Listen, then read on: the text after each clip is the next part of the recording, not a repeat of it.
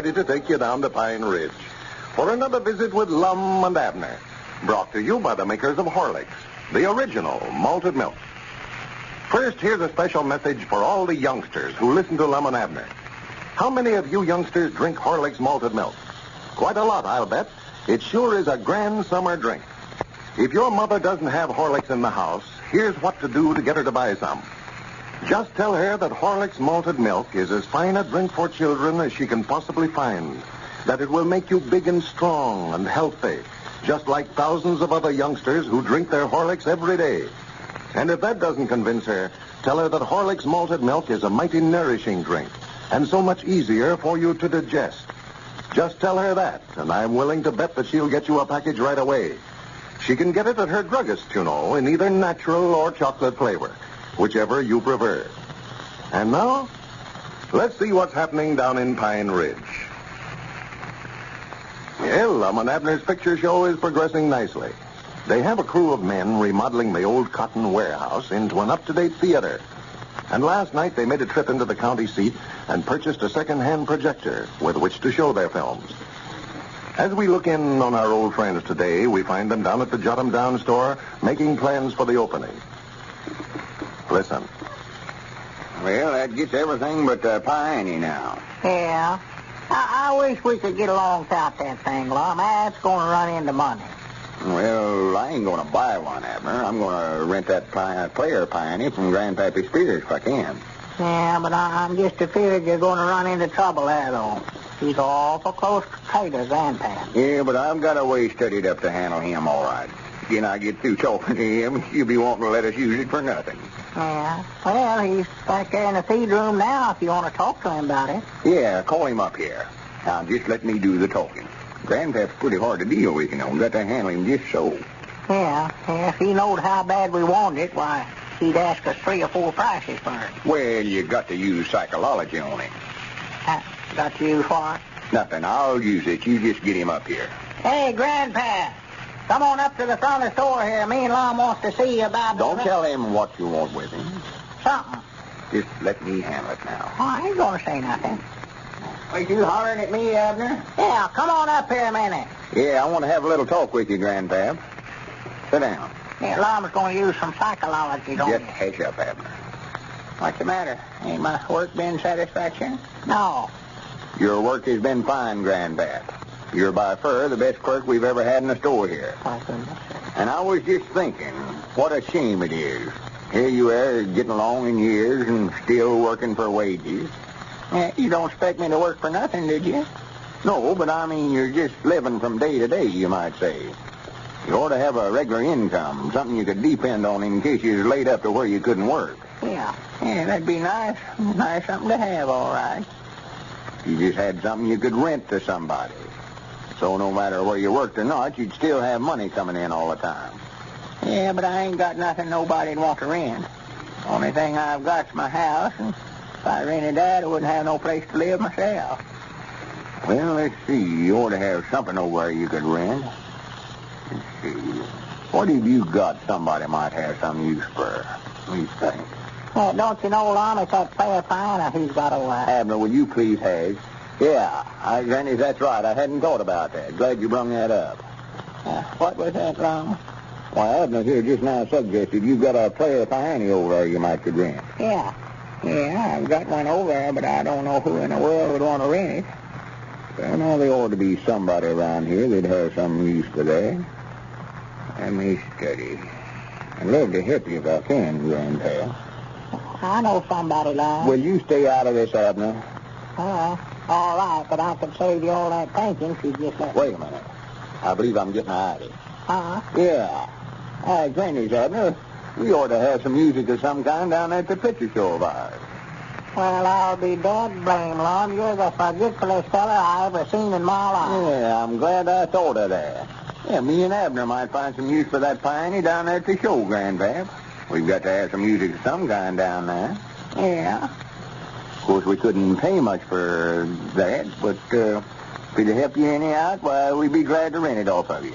Wouldn't we, Abner? Yeah, reckon so. I don't know what to say now. You got me so mixed up. Mixed up? Why, yes, me and you sat here and talked about the same thing not 10 minutes ago, Lum, and now you don't appear to recollect a thing about it. How much would you, how little would you want to rent that for, Grandpa? Oh, I don't know, Lum. I never had thought nothing about renting it. Now, think about it. You don't know what it's worth, hardly. Who was you aiming on getting to play it? Well, I was talking some to Evelina about getting her to play it for us. Her school's about out, and if she could find something like that to do, she could stay here all summer instead of going back over to Belleville with her folks. Well, Lum, I was figuring on getting Pearl to play it. Well, I don't believe I'd want to let it out that way unless I done the playing of it myself. See, if a body's got to play one of them player pianos just sore, it don't sound right. Well, I thought all you had to do was just put a roll of music on there and pop them pedals up and down. It played itself. That's just what I allowed you to say, Abner. Average fellow who don't know nothing about music would say the same thing. If you know the hours that I put in practicing on that thing. Practicing? Why, sure. To play a player piano? Why, sure. They're as hard to play right as the other kind is. Well, there's buttons around on it. You've got to know just when to press them, all that. You've got to know when to play it soft and when to play it loud. Got to put feeling in the music. Yeah. Dang, I never had thought about that. Oh, me neither. Anybody's got to have strength to pedal clean through one of them rolls, too. Like Charity now, she always gives out. She's playing along to last, it gets her slow, the music sort of drags, sort of. She ain't got no talent for it, looks like. No. Granny, I believe Grandpappy's right about that, Abner. We want that music to sound right. Yeah, sure, yeah. Never knowed there was so much to it. Well, supposing we rented you and the Pioneer both, rented the Pioneer and hired you to play it. How much would you have to have for that? Well, that's how many nights a week? 6 nights a week. Monday to Saturday. And Sunday off. Well, that'd keep me up past my bedtime, wouldn't it? Hey, I'd be about 9:30 before you get out of there. Yeah, but you'd get to see the show free. See, we wouldn't charge you nothing to see the picture. There's 25 cents a night you'd make right there. Doggy, that ain't bad wages itself, you know what? It amounts to $1.50 a week. Yeah. Well, I'll tell you what I'll do, man. I'll furnish the piano and do the playing for $4 a week. $4? Well, $3 then. Yeah. Wait just a minute. Let me and Abner have a little meeting about that. Come here, Abner. He's a little high, ain't he, Ron? Yeah, but recollect, that's the only player Pioneer in town that I know of. And that's a heap cheaper than buying one. Yeah, I reckon so. Well, I guess we'll take you up on it, Grandpap. Just thinking, too, Ron. I'm going to have to bring Charity along with me every night.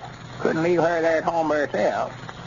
You mean that you want us to pass her in free, too? And that's the only way I can get out overnight. Well, all right, we'll pass your woman in free, too. Now then, what's worrying me is how we're going to get down there overnight.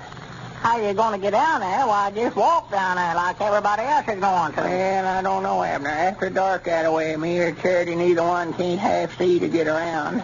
I just thinking, might you get that nephew of mine to drive us over in his car? Why, yeah, sure. Why, that's just the thing to do. Just get Luke to drive you over every night. Yeah. Well, that straightens that situation out. Well, Pioneer deal's all settled then.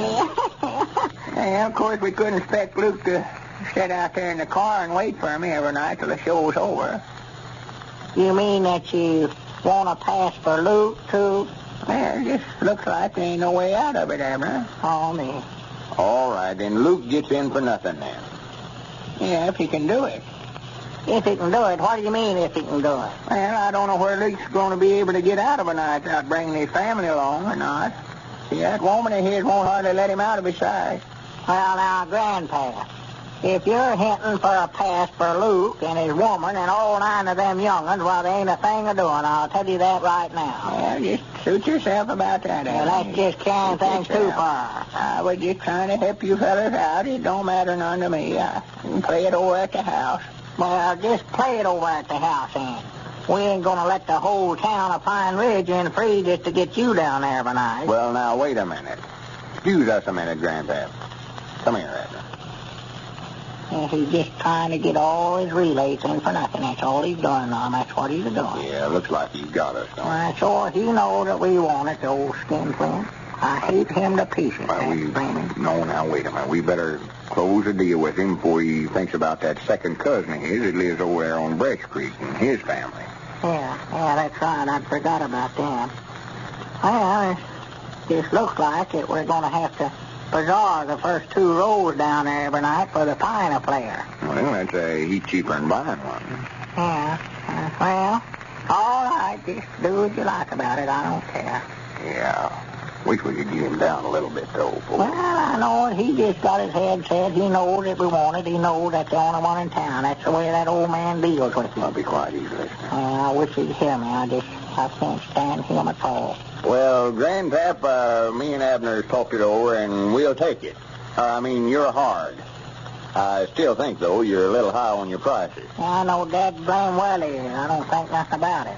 Well, it's like you said a while ago, I never had thought about it just that way, but man get up my age, working for wages, just living from day to day, you might say. Why, he ought to have a regular income, something he can depend on in case he's laid up to where he couldn't work. Yeah, there's that Dad blame psychology you was talking about, Lum. If Lum makes many more deals like this, they won't have seats for the cash customers. Just a minute, folks, before we close. I brought along tonight a letter I think you should all hear. It's from Mr. J.B. Googe of Kingsport, Tennessee. He writes, I thought that you'd all like to know just what I think about your Horlicks malted milk tablets. I'm a fireman, and I'm exposed to an excessive amount of heat.